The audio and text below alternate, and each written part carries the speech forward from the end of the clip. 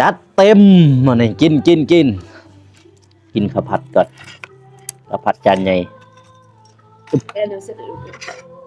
มีอย่างเนี่ยห่อสั่งยังเตทอดยังเตทอดสิมีพันปลาข้าวผัดจานใหญ่ตำทะเลแล้วก็อีชังทอดลูกชิ้นปนกับเขานี่แหละ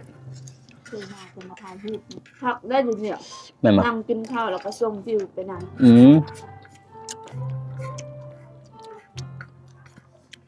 วิวมันได้รู้สึกมีชีวิตชีวาขึ้น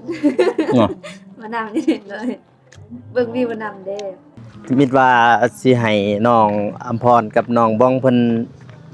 ขี่แต่ว่าเพิ่นว่าบ่ขี่พี่น้องเนาะเดี๋ยวเบาโกสิขี่เองขี่ผู้เดียวนี่แหละพี่น้องเอ้ยมาขี่เป็ดพี่น้องขี่เป็ดโอ้โหขี่ผู้เดียวเลยเนี่ย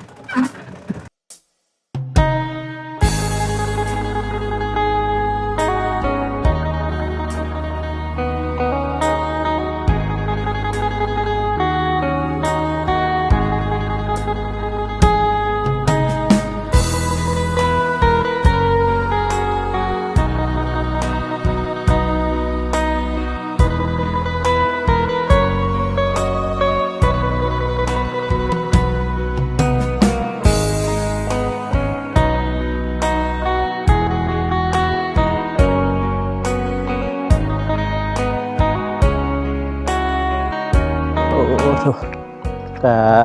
ได้หลายปีแล้วพี่น้องเนาะที่ครัวขามเพิ่นนี่แต่ก่อนเป็นครัวแบบนึงเดี๋ยวนี้เป็นครัวแบบนี้อีกพี่น้องเนาะเพิ่นก็จะเฮ็ดแบบหลายขั้นตอนคือว่ามันดนแล้วมันก็สิหักเบื้องลุ่มพี่น้องนะอิ่มบ่เลยอิ่มเกือบบ่เบิดปลาเนาะเกือบบ่เบิด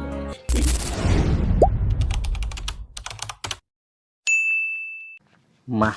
พี่น้องเลยเปิดภาพมามื้อนี้กับพี่อยู่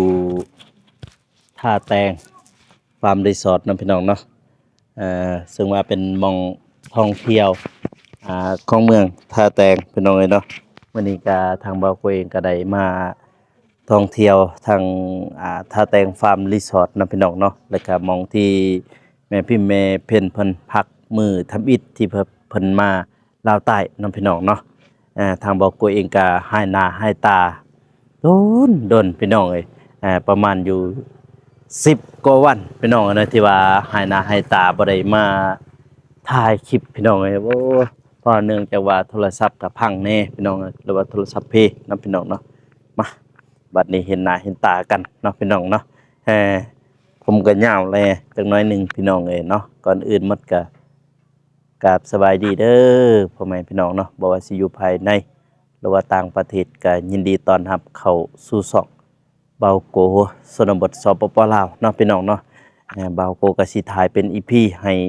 ทางพ่อแม่พี่น้องเพิ่นได้เบิ่งเด้อพี่น้องเด้อตอนนี้ก็คือได้นัดน้อง2คนหรือว่าน้องบ้องกับน้องอภรณ์เนาะพี่น้องเนาะพานัดเพิ่นมาท่องเที่ยวในท่าแตงฟาร์มรีสอร์ทน้ำพี่น้องเนาะมามื้อนี้ก็เพราะว่าทางบ่าวโกเองก็บ่ได้ถ่ายคลิปมาเป็น10กว่าวันน้ำพี่น้องเนาะ10วันบ่ได้10วันเต็มเลยแต่วันที่22พี่น้องเนาะเนื่องจากว่าโทรศัพท์พังแน่มีแต่กล้องบัดนี้ที่ถ่ายก็ถ่ายได้น้ำพี่น้องเนาะก็บ่ได้อัปเดตให้พ่อแม่พี่น้องเพิ่นได้เบิ่งเลยน้ำพี่น้องเนาะมามื้อนี้ก็ได้พาทั้ง2น้องๆพี่น้องเนาะมาเที่ยวท่าแตงฟาร์มรีสอร์ทน้องพี่น้องเนาะหรือว่าน้องเป็ดนั่นเองพี่น้องเนาะพี่ปาโตเป็นตูพี่น้องพูดแหละมองท่องเที่ยวมองถ่ายรูปถ่ายห้อยแม่นเที่ยวนั้นเบิดพี่น้องนะแต่ว่าเบากูเพิ่นย่างเลาะมาทางนี้ก่อนน้องพี่น้องเนาะเดี๋ยวจึงสิเข้าไปด้านในแล้วก็ให้น้อง2คนบันไดขี่เป็ดนะบ่มีเป็ดอยู่แต่ว่านักท่องเที่ยวหรือว่าชาวต่างชาติเพิ่นก็มาเที่ยวหลายเด้พี่น้องเด้มื้อนี้ก็เป็นมื้อวันหยุดงานเนาะพี่น้องเนาะ เป็นวันเสาร์ก็อ่าเขาเจ้ามาท่องเที่ยวหลายพี่น้องเอ้ยอยู่นี่เนาะมื้อนี้เป็นวันเสาร์พี่น้องเอ้ยทางบ่าวกูก็เลยได้มีโอกาสได้นัด2 คนเพิ่นนำพี่น้องเนาะได้มาเที่ยวทางท่าแตงฟาร์มรีสอร์ทนำพี่น้องเนาะแต่ว่าบ่าวกูก็สิถ่ายเป็น EP เด้อพี่น้องเด้อแต่ก่อนพวกเฮาไปพู้นอยู่พุ่นพี่น้องพุ่นหม้องที่ว่าแม่พิมพ์แม่เพ็ญเพิ่นพักพูดเบื้องพุ่นโซนพุ่นพี่น้องเนาะแล้วทางบ่าวกูก็สิได้บินโดรนให้เบิ่งเนาะพี่น้องเนาะบรรยากาศมุมสูงให้ทางพ่อแม่พี่น้องเพิ่นได้เบิ่งเนาะพี่น้องเนาะแล้วก็สิมีขวาอูขวาหยังนี่ละไปเลยพี่น้องเอ้ยโตมาเลยจ้าพันปลาอึ๊บพันปลาแซ่บ ก็ได้ถือเจลมา ๆแจ่วหยังอีก เจลเขาอ่ะเขาหายหมด เออ ให้หน่อยเจล เดี๋ยวไปขอใหม่มาเห็นหน้าเห็นตา2 คนบัดนี้สบายดีน้อย สบายดีเด้อ นี่หลายมื้อพี่น้องหลายมื้อหรือว่าหลายวันนะเด้อที่บ่ก็บ่ได้มาถ่ายคลิปนี่เบิดแล้วบ่เฮาสั่งบ่มีหยังแหน่เฮาสั่งใช่เมนู ยังเตะทอดลูกชิ้น แม่นบ่ฟิช เปิดก็ได้ ถ้าแต่งฟาร์มรีสอร์ทพี่น้องเนาะเพิ่นจะมีเมนูคือกันเลยดิตัวพี่ประเภทพวกปีกมีหลากหลายพี่น้องนั้นเบิ่งนำกันเลยนี่มีหลายอย่างทุกนี่เมนูแซ่บบ่ แซ่บ เอาเลย เด้อพี่น้องมาเด้อ เอาเลยบัดนี้กินพี่เบิ่งเมนูก่อนพี่น้องเนาะพี่ปลาหลากหลายเลยพี่มีทอดเอ็นปลาทอดขิงก็มีทอดกระดูกคางหมูก็มีปลาหลายเลยเป็นพวกต้มก็มีพี่น้องต้มไก่นี่ต้มไก่ต้มปลาเครื่องเป้าโหดโซกินเลยทางอาหารปึ๊ดพี่ประเภทปลามีปลาปีกปลาคัก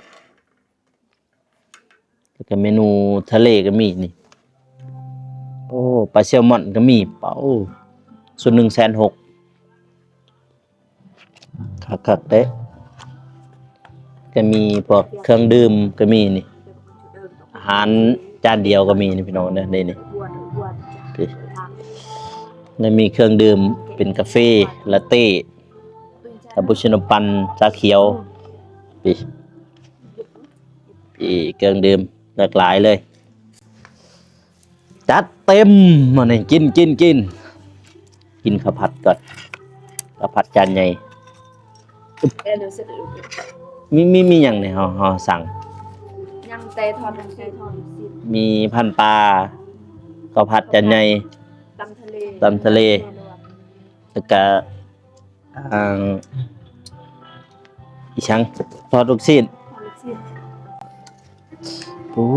จบถ้าแต่งฟาร์มรีสอร์ทพี่น้องเอ้ยมากินข้าวผัดน้องบ้องเคยขี่เป็ดหรือบ่เนาะย่านยังต้องให้ที่ไปครับ ที่บ่เป็น น้ำพอนเลย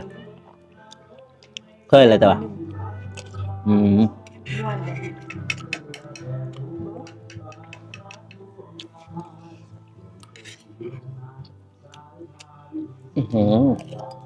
ครับโดนแล้วบ่เคยกินกุ้งโดนแล้วบ่ได้กิน แม่นบ่ โดยตำแดงที่มือที่ แม่เขากินอยู่เฮือนแม่เพิ่นอยู่เฮือนบ่าวไสฝนบ่มีที่กุ้งเนาะอยู่หั่น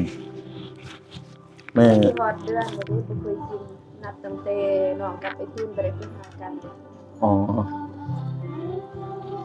คาล่ำบ่ โดย แปลกเนาะคาล่ำบ้านเจ้าบอกคาล่ำหรือบ้านเขา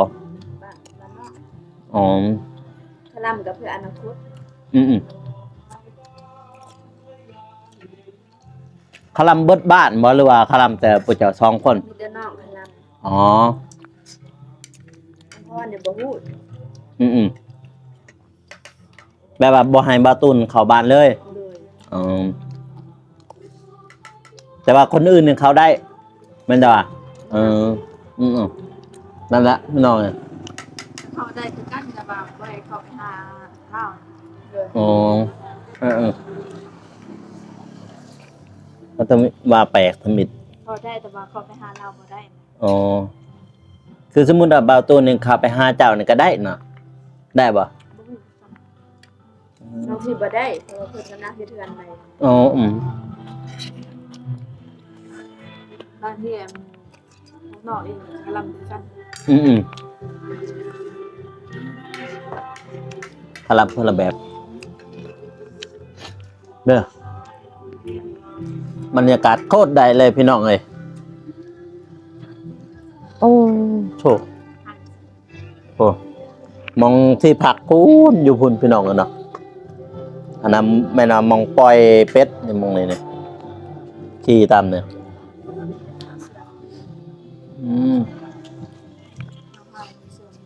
มากินพี่น้องเอ้ยโอ้ของแสบเลย กระตาสูงจุดได้จิครับกระ เบิ ตา ดบ่ กระตา กินเบิดบ่ หมดแล้ว ลงลุ่มก็ได้นะอืม ชิมเลย แต่เกลือปลาใหญ่มันมีปลาซ้ำอีกนี่อยู่เนี่ย อยู่นี่บ่ จะน้อยจะเกลือให้เบิ่งเนี่ยซ้ำจานเนี่ยแหละปลานิลนะโอ้น่ากินแท้คอยมาหัน ชอบประทวน คอยมาหันตั้งแต่ขับบทันเฮดตูบด้วยเลยผมตะกี้หันช่วงหนึ่งหัน2 ปี 2017-18เขาฟรีเศร้าอีกเขาเก็บเงินอีกตอนเศร้าอันช่วงวันเช้าครับ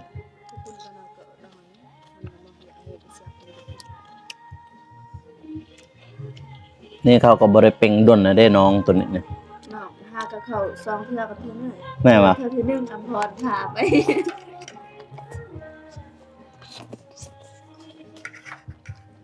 แล้วที่1เขากับอำพรซองกับเทื่อนี้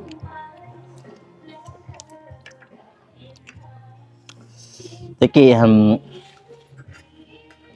ครัวตัวนั้นมันมีแต่อันนั้น ชอบเป็นยาวเจียว มันเป็นครัวแบบหนึ่งนะมันมีครัวใหม่ตะกี้นี่บอลเนี่ยนะ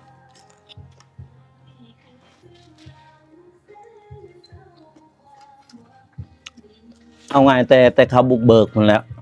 คอยคำมาทางนี้ มาจากปีเขาเห็น แต่ปี2000ตัวเด็ก15บ่หรือ16ประมาณนั้นแหละ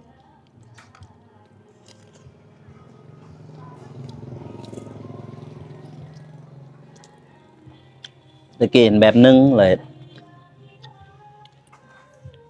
นี่ก็แบบหนึงอีก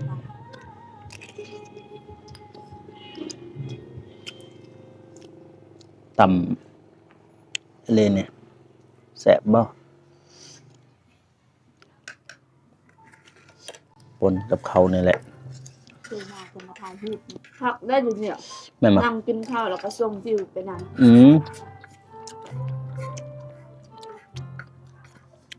วิวมันได้ รู้สึกมีชีวิตชีวาขึ้น เนาะ มานั่งนี่เลยเบิ่งวิวนำเด้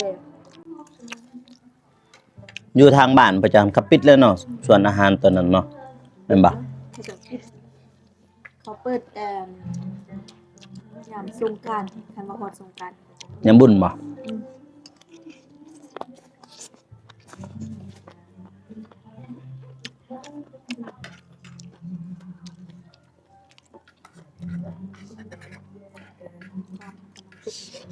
นี่ก็ว่าอย่างน้องบ้องก็เลาะบ่ทันทั่วนี่เนาะจักทางนั้นจักใครยังปล่อยบ่อีหยังแกะอยู่หั่น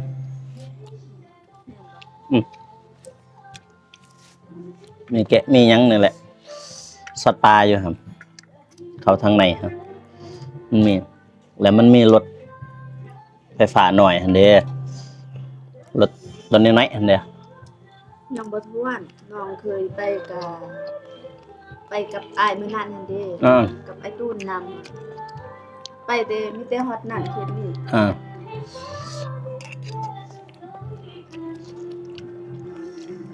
ตะกี้เนาะโอ้ยเลิกเรียนมาเนี่ยขี่รถขึ้นมานี่แหล้วขี่เลาะออก ยาวลงเจ้าเรือแล้วก็คืออันยังเจ้าเสียดายยังมันจะให้เดินเกิน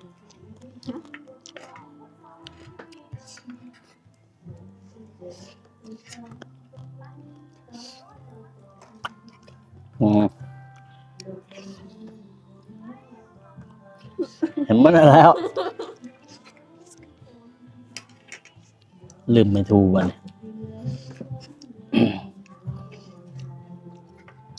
ตำทะเล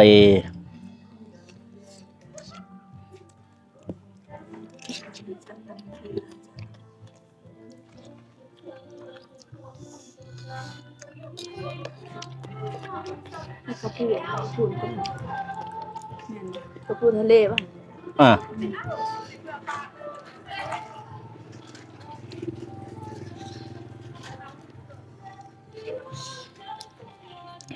เดี๋ยวมักจ้าไม่ใช่คุยจ้าจ้า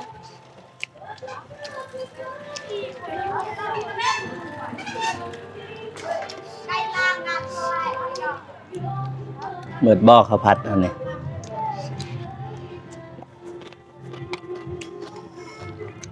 อืม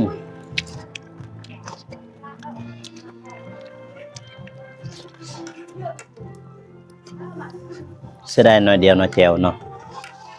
เจลข้างในนิดเดียว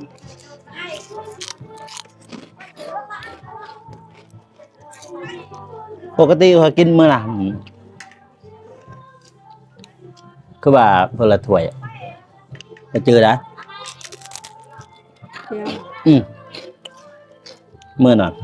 วังเนี้ยวังวันที่2221/2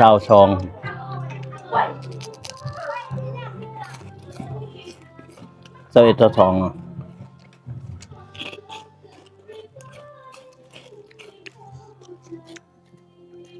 แต่กินมาเบิดดอก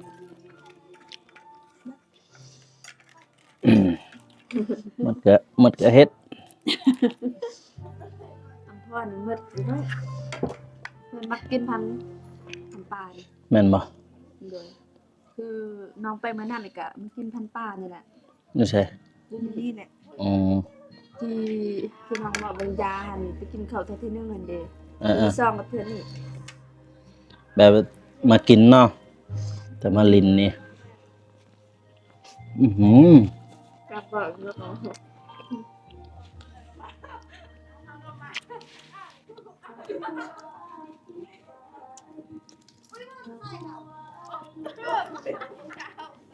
อ้ายน้องเอ้ยมิดว่าสิให้น้องอัมพรกับน้องบ้องเพิ่นขี่แต่ว่าเพิ่นว่าบ่ขี่พี่น้องเอ้ยเนาะเดี๋ยวเบาโกสิขี่เองขี่ผู้เดียวนี่แหละพี่น้องเอ้ยจัดไปผู้เดียวเลยอู้อยู่ตูบพูนตูบดินี่นี่ตูบต้นนี่น้องเพิ่นอยู่อยู่หัน2คนเนาะพี่น้องเนาะ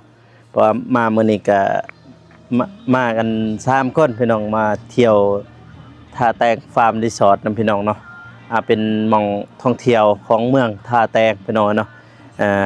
แต่ว่าน้องบ้องกับน้องอภรนี่แต่ว่าน้องอภรนี่น่าจะเคยขี่แล้วแต่ว่าน้องบ้องนี่ยังบ่ทันเคยพี่น้องเนาะแต่ว่าให้เพิ่นขี่มื้อนี้เพิ่นว่าบ่ขี่พี่น้องเนาะก็บ่เป็นหยังเดี๋ยวเบาโกขี่เองพี่น้องเนาะ30 นาที20,000แต่ก็ชั่วโมงหนึงแม่น40,000พี่น้องเนาะเดี๋ยวสิขี่จัก30 นาทีพอ30 นาที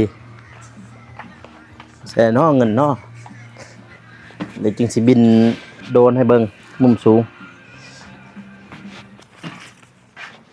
เอา30 นาทีพอเอาลงเลยวะ ปาดโซแปะถือให้หนอยหั่นปาดโตขี่ผู้เดียวเลยบัดนี่ขี่ตัวนี้ก็ได้ปะโอ้โทษมา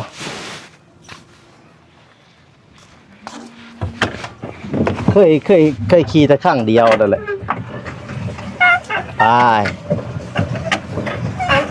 ไปแล้วมันมีมองเอียวให้พร้อมนึงน้องเลยนี่คือมุนหลังเนี่ย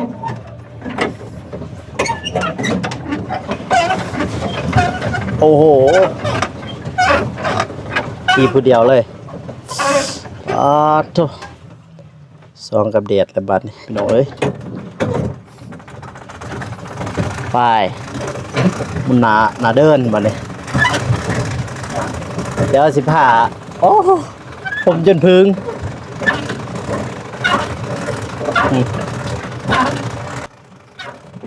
มาขี่เป็ดพี่น้องขี่เป็ดโอ้โหขี่ผู้เดียวเลยเนี่ยขี่ผู้เดียวก็ได้ขี่สองก็ได้30 นาที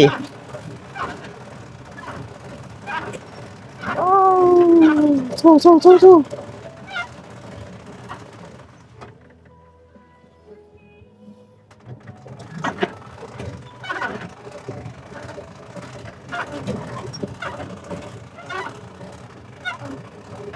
โอ้สวย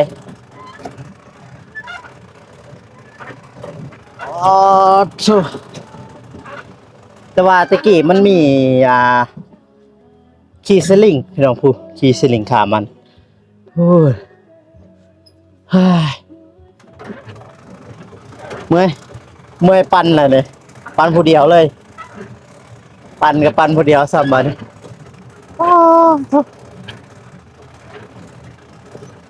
จุ่ม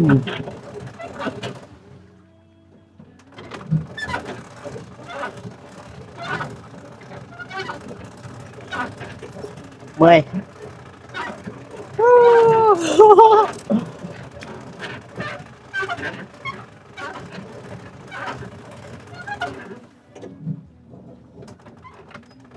มันน่าจะเลิกอยู่ประมาณ10 กว่าเมตรประมาณนั้นเนาะพี่น้อง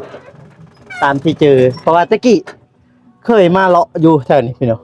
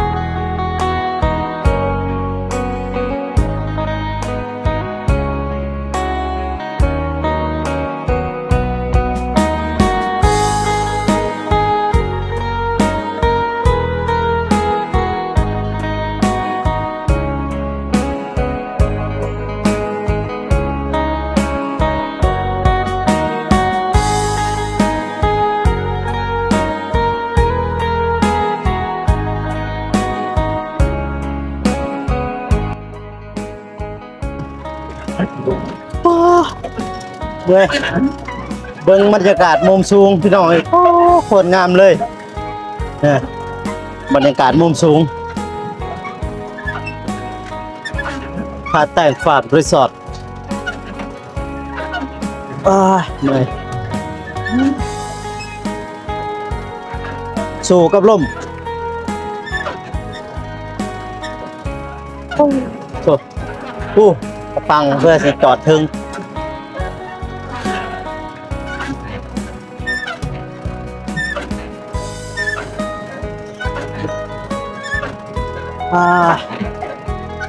สิปันพี่น้องเอ้ยสิปัน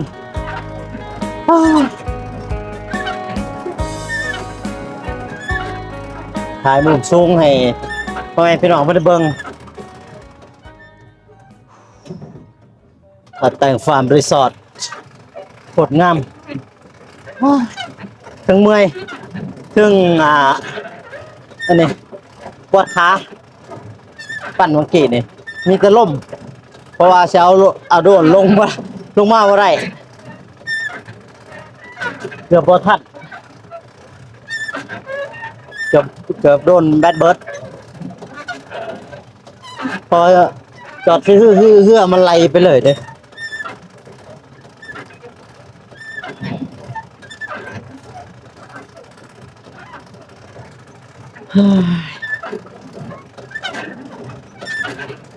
ตัวแหละ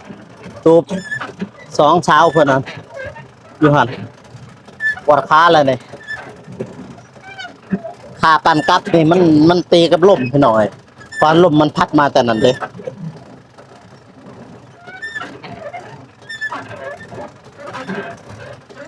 อ้าย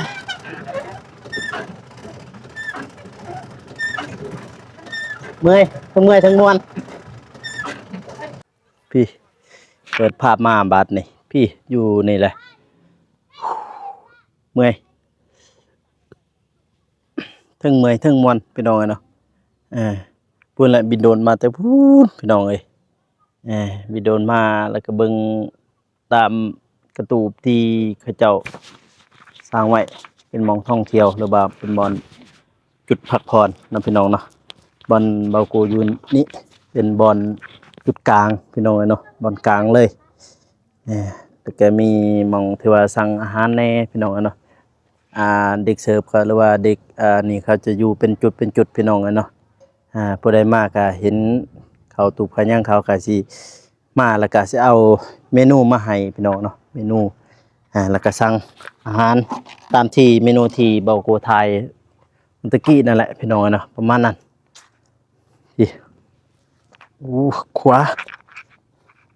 าขามโอ้โธ่ก็ได้หลายปีแล้วพี่น้องเนาะที่ขวาขามเพิ่นนี่แต่ก่อนเป็นขวาแบบนึงเดี๋ยวนี้เป็นขวาแบบนี้อีกพี่น้องเนาะเพิ่นก็จะเฮ็ดแบบหลายขั้นตอนคือว่ามันโดนแล้วมันก็สิหักเบื้องลุมพี่น้องนะป้าตัวพี่บางกีบินมุมสูงให้พ่อแม่พี่น้องเพิ่นได้เบิ่งอยู่ขวาหรือว่าอยู่หม่องท่าแตงฟาร์มรีสอร์ทพี่น้องเอ้ยว้าตัวมืดหน่อยหนึงไปอุ้ยตกเด้อระวังตกเด้อจ้าพี่หึมก็มาทางนี้แบบนี้พี่น้องเจ้าทั้งหมดนี่จะประมาณอยู่30 กว่าตูบพี่น้องนะ30 ปลายตามที่จือ30 กว่าตูบพุ่นเฮ้ารถเฮาไปใส่เฮ้ยโอ้รถเฮาดิพูนตึงเมื่อยเอกแหละ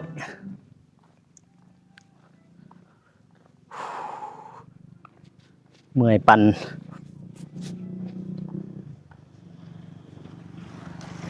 เรือจนออกบนเลยปั่นเกือบเอาโดนลงมาบ่ได้เพราะว่าจะเอาลงเนี่ยมันไหลน้ำมันผัดไปเลยมาบัดนี่ บอกแล้วให้สองสาวมันขี่บ่ขี่ว่าซั่น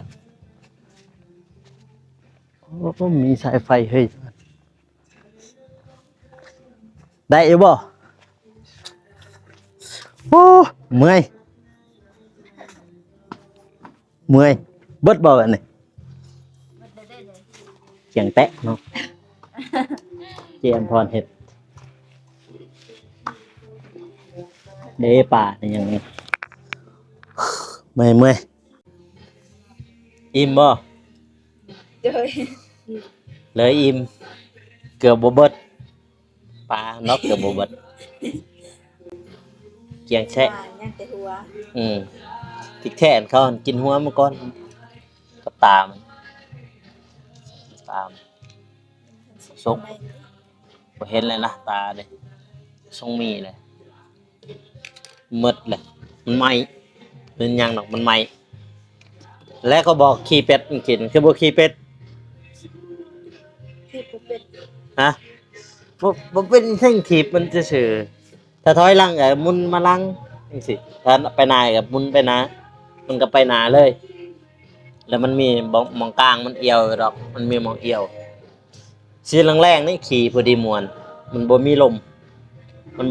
บ่ได้ขี่แล้วก็มันแปลว่ามันสบายเด้บ่ได้ตีกับอันนั้นมื้อนี้ก็คนมาท่องเที่ยวหลายพี่น้องเอ้ยเพราะว่ามื้อนี้เป็นมื้อวันที่ 1 เดือนกุมภาพันธ์พี่น้องเอ้ยเป็นวันแห่งความรักตัวทางนั้นคือสิเต็มแล้วทางนั้นก็ท่องเที่ยวนะ มีแต่คนเกิน เออจะบ่ได้ไปไทยหกเนาะ ยืดบ่ไหวแล้วอีเพง ดีแม่ซื้อเป๊ปซี่มากินก็ดีแหละมันจะได้ผ่อนโอ้โหเกลือปลาบ้างครับเกลือปลาบ้างครับในกล่องไปอยู่เช่นบนใน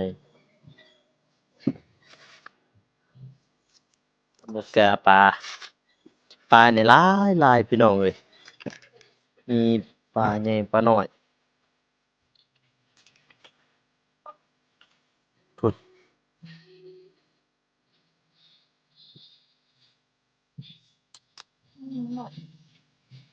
ตัวมา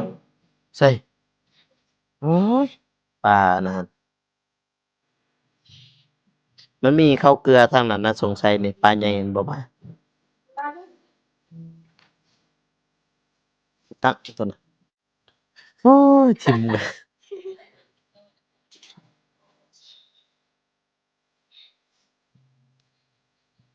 เออบ่เห็นมันมา เป็นไงวะ คันบ่ตัวใหญ่ได้สิมาตัวใหญ่ทำฝ่ามือใช่มันก็ซ้ำกันนั่นแหละมื้อหน้าจังขี่เนาะเป็ดเนาะมื้อหน้าจังขี่เป็ดพี่น้องเอ้ยมื้อหน้าพุ่นแหละมืออ่าเปาตูนมาพุ่นแหละอ้ายเกือบไปแล้วเกือบได้กินฟรี22,000โอ้บรรยากาศมันได้พี่น้องเอ้ยบรรยากาศยามแลงสิประมาณนั้นพี่น้องเอ้ยเนาะตอนนี้ก็มื้อหน้าจึงถ้ามื้อหน้าถ้าว่าเบาตูนเพิ่นมานำเฮาสิพาพูดเลาะโซนนั้นไปเบิ่งสัตว์เลี้ยงมันมีฮะนี่มองหานะมองกากับข่อยหั่นนะ บ่มีละติ บ่มีแล้วบ่เอาออกแล้วบ่พยายามเข้าไปโซนถึงพุ่นบ่ต้องพูดโซนถึงพุ่นโซนโนนพุ่น บ่ได้เลี้ยงเลยสัตว์ เห็นตะแกะจักไปแช่มาบ่ฮอดนอนนี่เนาะ ไปทางนั้น แม่นว่าทางนี้บ่โอ้เออ ตะมูใหญ่มันเป็นละเชียวไปกูก็เอาอันตั้ง ตะแกะยางเมื่อกี้เห็นเด้ค่อยกี่อันนั้นเมื่อกี้ ในอันนั้นอันนี้ใน ไป ในตะเวน กลับบ่ผู้เจ้า หรือสิยังถ่ายรูป ใจลายๆเด้อไอ้กู เด้อ เนี่ย มันยังมืดเนี่ยจังมันจะแสงโพดอยู่นี่มื้อหน้าจังว่ากันใหม่มื้อหน้าจึงได้ไปกับมีบาตูนนะจึงขี่เป็ดนํกัน มันจึงม่วนน้องบองก็บ่ทันเคยขี่เป็ดกันขี่สองคนนี่แค่แน่ถ้าว่าผู้ชายหรือผู้หญิงก็ได้ผู้หนึงเมื่อยผู้หนึงก็ถีบต่อเด้เพราะมันถีบเบิดสองคนนี่เบื้องหนึงก็ถีบเบื้องหนึงก็ถีบไปกลับอันนี้กลับบ่พระเจ้ากลับบ่เดี๋ยวสิเลาะไปถ่ายรูปถ้าเลาะก็เลาะไปโซนนั่นนะมองเก่าหั่นนะมองพระเจ้าถ่ายรูปบางนะฮะชื่อบ่ไปโซนนั้นกันแหละโซนนั้นถ่ายรูปก็ได้โซนน่ะมองถ่ายรูปอยู่หั่นไปพี่น้อยได้กลับแล้วบัดมื้อหน้าจึงว่ากันถ้าว่ามีบาตูนมานำจึงม่วนมีบาตูนจึงมานำจึงม่วนได้ขี่เป็ดแน่มื้อนี้เพิ่นก็พูดไปบ้านบันโพนพุ่นได้ฮะแม่นเพิ่นไปโทนใหญ่บ่พุ่นได้ยินเพิ่นว่าไปบัดโทนใหญ่แต่ว่าฮะ เฮ็ดยากอยู่บ้านเพิ่นใหญ่ บ่ฮู้แหละไปช่วยเขาติบ่ข้อยก็บ่ฮู้กันบ่ได้ถามเพิ่นฮู้แต่ว่าเพิ่นไปบันโทนใหญ่ฮายอย่างง่ายบัดนี้เปิดภาพมาบาดนี้พี่น้องเอ้ยเนาะก็อยู่อีกมุมหนึงที่ว่าบ่โกก็ได้ถ่ายหม้องนี้แต่ก่อนหั่นเพิ่นจะเมียนสัตว์เลี้ยงเนาะพี่น้องเนาะสัตว์เลี้ยงบัดนี้เพิ่นน่าจะบ่ได้เลี้ยงอยู่นี่พูดน่าจะแม่นเลี้ยงอยู่เทิงเพิ่นพี่น้องเอ้ยเนาะไปเห็นหน้าเห็นตากันพี่น้องเอ้ยเนาะทางบ่โกเองก็มื้อนี้ได้พาทั้งน้องๆเพิ่นมาเที่ยวนํพี่น้องเนาะมาเที่ยวทั้งท่าแตงฟาร์มรีสอร์ทพี่น้องเอ้ยเนาะแต่ว่ามื้อนี้ก็ทางบาตูนเพิ่นก็บ่ได้มาพี่น้องเอ้ยเนาะถ้าว่าเพิ่นมาก็แม่นว่าสิให้ทางน้องเพิ่นอำพรแล้วก็น้องบ้องเพิ่นได้ขี่เป็ดพี่น้องเอ้ยเนาะได้ขี่เป็ดแล้วก็สิได้เลาะตามนี่นำแน่พี่น้องเนาะเป็นหม้องท่องเที่ยวของเมืองท่าแตงเนาะพี่น้องเนาะป๊าดดอกปิรถนี่ยางใหม่ๆเลยนี่ยางใหม่ๆเลย แต่ว่าน่าจะขี่บ่ได้ละมั้งนะก็ประมาณนั้นพี่น้องเนาะแล้วก็ได้เห็นมุมสูงแน่เนาะก็ได้บินให้พ่อแม่พี่น้องเพิ่นได้เบิ่งได้ชมก็ยังมีหลากหลายพี่น้องเอ้ยที่หม้องท่องเที่ยวในเมืองท่าแตงพี่น้องเนาะมื้อนี้ก็ได้พาพ่อแม่พี่น้องเพิ่นมาเที่ยวมาชมเบิ่งท่าแตงฟาร์มรีสอร์ทพี่น้องเนาะก็ได้เห็นบรรยากาศยามแลงเนาะพี่น้องเนาะก็มื้อหน้ามื้อเนึงก็สิได้ไปต่อพี่น้องเนาะทางแขวงเซกองเพิ่นได้พี่น้องนี่ยังมีหลากหลายที่หม้องท่องเที่ยวให้พ่อแม่พี่น้องเพิ่นได้เบิ่งได้ชมพี่น้องเนาะบัดนี้ท้ายนี้ก็บ่โกก็อวยพรให้ผู้ใหญ่ทุกท่านผู้เพิ่นเบิ่งอยู่นี่เนาะจงมีแต่ความสุขความเจริญเนาะปรารถนาสิ่งใดก็ขอให้ได้สิ่งนั้นให้ได้ดังสมปรารถนาไปไสมาไสไปฮอดจอดให้ถึงให้มีแต่คนฮักคนหอมคนฮักคนแพงความเจ็บอยู่สุดใดความไข้อยู่สุมีขอให้เจ้าหังจะมีจะร่ำจะรวยเฮงๆปังๆตลอดศาสตร์ตลอดปีอย่าเจ็บอย่าจนพร้อมครอบพร้อมครัวสาธุพี่น้องนะบัดนี้ก็เบาโกสิได้ขอตัวลาไปก่อนพี่น้องเนาะหรือว่าถ้าเจอกัน EP หน้าหรือว่าคลิปหน้านะพี่น้องเนาะสำหรับคลิปนี้ขอกล่าวคำว่าสบายดีพี่น้องแล้วเจอกัน EP หน้าเด้อพี่น้องเด้อบ๊ายบาย